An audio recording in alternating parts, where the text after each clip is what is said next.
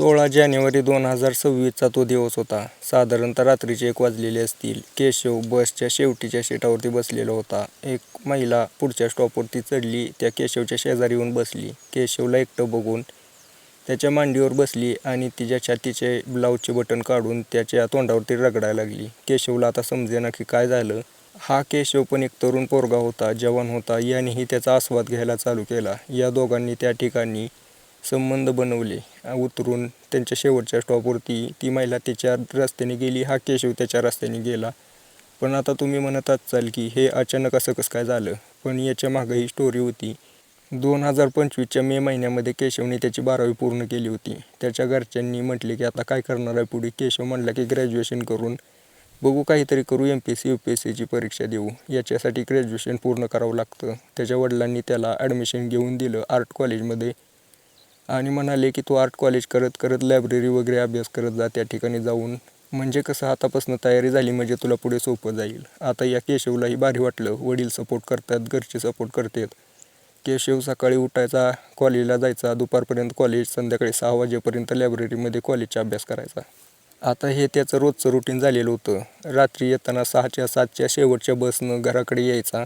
आता हा प्रवास करताना त्याला त्याच्या कॉलेजपासून घरी येईपर्यंत 2 तास पूर्ण वेळ जायचा बसमध्येच. त्यावेळेला पण तो त्या ठिकाणी मोबाईल बघत बसायचा किंवा आपलं पुस्तक वाचायचा. या प्रवासामध्ये त्याच्यासाठी अनेक व्यक्ती ओळखीचे झाले, काही अनोळखी रोज यायचे, रोज उतरून जायचे. पण काही अशा व्यक्ती होत्या ज्या की रोजच त्याला दिसायच्या, कारण त्यांचंही काम त्या टायमाला असायचं. आता या लोकांसोबत केशवची ओळख झाली होती. गप्पा मारत वगैरे यायचं. हा केशवचा रोजचा रुटीन बनलेला होता. केशव तर आता चांगल्या पद्धतीने अभ्यास करायचा, कॉलेजला जायचा, लायब्ररी करायचा, घरी यायचा, निवांत झोपून जायचा. त्याला असं म्हणजे काय सोशल लाईफ वगैरे काय नव्हतं. म्हणजे कसं मित्र बनवणे वर्गामध्ये असं काही नव्हतं. त्याच्यावरती अभ्यास करायचं टेन्शन होतं. परीक्षा द्यायची होती UPSCची. किती टफ असते ते तुम्हाला तर माहितीच आहे. 2025च्या साधारणतः जुलै महिन्यामध्ये एक 35 वर्षाची महिला सुमन नावाची IT कंपनीमध्ये काम करत होती. साधारणतः दिसायला सरळ पातळ शरीर होतं. लग्न झालेली महिला, तिची छाती वगैरे अशी भरून आलेली होती. लग्न झालं याच्यावरून समजत होतं केशवला. केशवने तिला बघितलं, तिने केशवला बघितलं. दोघांमध्ये नजरेला नजर भिडली. केशवच्या मनात थोडे विचार आले, पण काही रोजचेच प्रवासी असतात, रोज महिला दिसतात, त्यामुळे तो शांत बसला. खाली मुंडी काढली, अभ्यास करत बसला. आता केशव शेवटच्या स्टॉपपर्यंत बसलेला होता. त्याचा शेवटचा स्टॉप होता. शेवटच्या स्टॉपवरती उतरला. ती महिला पण त्या स्टॉपवरती उतरली. ही महिला सुमन नवीनच त्या ठिकाणी कामाला लागलेली होती IT कंपनीमध्ये. त्याच्या कॉलेजच्या शेजारी एक कंपनी होती, त्या कंपनीमध्ये काम करायची. आता ही या केशवला रोजच गाठ पडायला लागली होती. पहिल्या दिवशी डोळ्याला डोळं भिडलं होतं, नजरेला नजर, त्यामुळे या दोघांमध्ये थोडीफार ओळख झाली. आता जेव्हा पण केशव बसमध्ये चढायचा किंवा सुमन चढायची, त्यावेळेला दोघं गालातल्या गालात हसायचे, जसं काय आपली ओळख आहे पहिल्यापासून. आता होतंच की असं, एखादी व्यक्ती वारंवार आपल्याला दिसायला लागते त्यावेळेला आपण ओळख असल्यासारखं हसतो फक्त. त्यामध्ये असं काय बोलणं वगैरे नव्हतं. पण हळूहळू दोघांचा शेवटचा स्टॉप होता. 2 नंबरचा शेवटून 2 नंबरचा स्टॉप आणि शेवटच्या स्टॉपमध्ये साधारणतः अर्ध्या तासाचं अंतर होतं आणि त्या स्टॉपमध्ये कोणीच नसायचं, फक्त सुमन आणि केशव. आता अर्ध्या तासात काय बोलावं म्हणून हे दोघं गप्पा मारत बसायचे. या दोघांमध्ये हळूहळू ओळख झालेली होती. सुमन सांगायची की कशी गावातून आली, त्यावेळेला तिने कंपनीमध्ये काम केलं, कॉलेजमध्ये हुशार होती, शाळेमध्ये हुशार होती. केशव सांगायचा की मी पण MPSC UPSCचा अभ्यास करतोय. त्यावेळेला ते म्हणायचे काय डाऊट असेल तर मला नक्की विचार. साधारणतः गप्पा या दोघांमध्ये. केशव कधी कधी प्रश्न विचारायचा. हुशार होती सुमन, ती प्रश्न लगेच सोडवून द्यायची. त्यामुळे केशव म्हणलं की मला नंबर द्या, काय अडचण आली तर मी तुम्हाला विचारत जाईन. नंबर देऊन टाकला. दोघांमध्ये हळूहळू आता WhatsAppवरती बोलणं झालं. सुरुवात तर प्रश्न विचारण्यापासून झालेली होती, पण हळूहळू जेवण झालं का, काय करताय, आज येणार आहात का, उद्या येणार आहात का, असं साधारणतः 2 ते 3 महिने चाललं. 4 ऑक्टोबर 2025च्या त्या दिवशी प्रवासामध्ये तो केशव त्या सुमनला म्हणतो की उद्या माझा वाढदिवस आहे 5 तारखेला, तर वाढदिवस ठेवलेला आहे घरी, तर तुम्ही येत आहे का? ती सुमन काही अडचण नव्हती, ती म्हणली हो येणार की नक्की.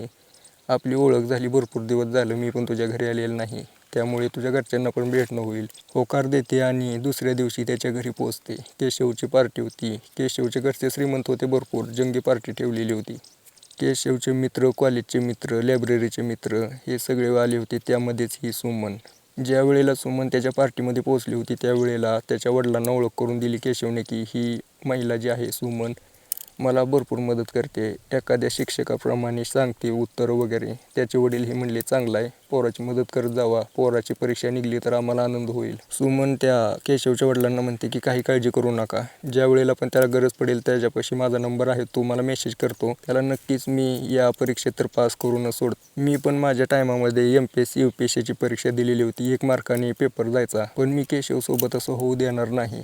असं ऐकून त्या केशवच्या वडिलांना पण भारी वाटतं आणि केशवला सल्ला देतात की या महिलेसोबत कॉन्टॅक्टमध्ये राहा, फायदा होईल तुझा. या दिवशी तर ती केशवच्या घरून निघून गेली सुमन. आता हळूहळू ही दोघं जसं की रेग्युलर होता त्यांचा दिनचर्या तशी चालू होती.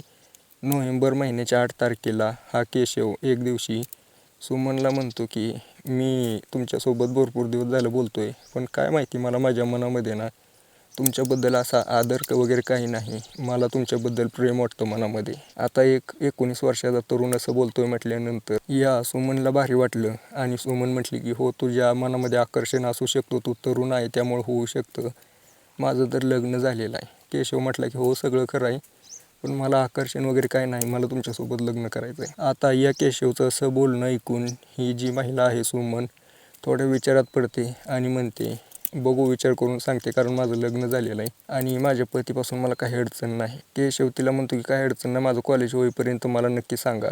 दिवसामागे दिवस जात होते, दोघं रेग्युलरप्रमाणे भेटत होते, पण अचानक या सुमनच्या पतीचा ॲक्सिडेंट झाला आणि तो त्या ठिकाणी वारला होता. आता सुमन तर विधवा झालेली होती, तिचा पती गेला, ॲक्सिडेंटच होता असं पोलिसांनी रिपोर्टमध्ये लिहिलं. त्यामुळे काही नाही, हिचं पुन्हा काही दिवसानंतर आयुष्य पहिल्यासारखं झालं. कंपनीमध्ये कामाला जाणे, घरी उशीरने येणे. आता ज्या वेळेला या सुमनचा पती गेला तिला एकटं एकटं वाटायला लागलं होतं, त्यावेळेला तिला त्या केशवची बोललेली गोष्ट आठवते आणि ती एक दिवशी केशवला होकार देऊन टाकते. होकार दिल्यानंतर केशव आनंदी झाला. दोघांमध्ये आता चांगलं मिळायला लागलं होतं. केशव म्हणला माझं ग्रॅज्युएशन पूर्ण झाले की आपण लग्न करून टाकू. आता हे दोघं मित्रमैत्रिणी नाही तर एक प्रेमी जोडच बनलं होतं. ज्या वेळेला पण हे एसटीने यायचे, शेवटच्या अर्ध्या तासात कोणी नसायचं त्यावेळेला हे त्या ठिकाणी संबंध बनवायचे बसमध्येच. कंडक्टर ड्रायव्हर शेवटच्या स्टॉप झाल्यानंतर पुढे बसून गप्पा मारायचे, त्यांना एवढं लक्ष नसायचं आणि रोजचेच पॅसेंजर आहेत म्हटल्यानंतर त्यांना. आणि जसं की मी तुम्हाला सुरुवातीला सांगितलं त्या दिवशी या सुमनने साडी वगैरे काढली, ब्लाऊज काढला आणि त्या केशवच्या तोंडावरती तिची छाती रगडली. दोघांनी त्या ठिकाणी संबंध बनवले, ते त्यांच्या दिशेने निघून गेले. पण हा जो ड्रायव्हर आणि कंडक्टर आहे याने पूर्ण दृश्य मोबाईलमध्ये रेकॉर्डिंग करून ठेवलं होतं, जे की या दोघांना माहीत नव्हतं. हे दोघं त्यांच्या धुंदीमध्ये होती, उतरून गेली. आणि दुसऱ्या दिवशी ज्या वेळेला सायंकाळी कंडक्टर आणि ड्रायव्हर या दोघांना बघतात, आनंदी होतात आणि एसटी शेवटच्या 2 नंबरचा स्टॉप झाला की निम्म्यात नेऊन थांबवतात. शेवटच्या स्टॉपच्या आधी 1 किलोमीटर सुनसान एरिया होता. त्या एरियामध्ये या दोघांना म्हणतात की हे बघ काय आहे. आता या दोघांचा व्हिडिओ होता, घाबरायला लागतात. सुमन म्हणते की असं नका करू, डिलीट मारून टाका, आम्ही बदनाम होईल, आमची बदनामी करू नका. ड्रायव्हर आणि कंडक्टर म्हणाले की ठीक आहे डिलीट मारतो, फक्त मलाही ते करू द्यावं लागेल. आता 19 वर्षाचा केशव काय करू शकत होता. या दोघांपुढे त्यांनी प्रतिकार करायचा प्रयत्न केला, पण ड्रायव्हर आणि कंडक्टर मजबूत होते. या दोघांनी सुमनला जे करायचं होतं ते केलं.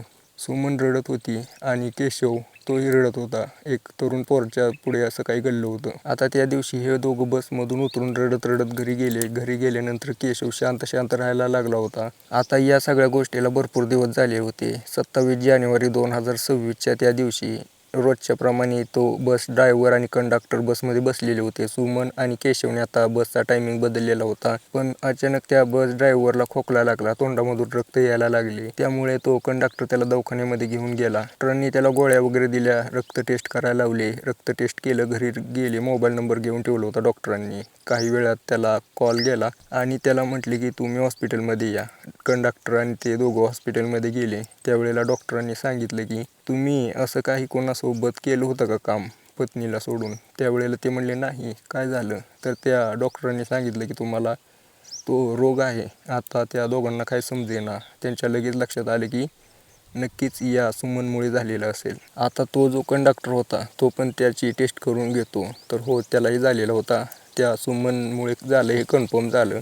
आता या ड्रायव्हर आणि कंडक्टरला भीती वाटायला लागली होती, पण काही दिवसात ड्रायव्हरचा मृत्यू झाला. कंडक्टर पण थोड्या दिवसात गेला.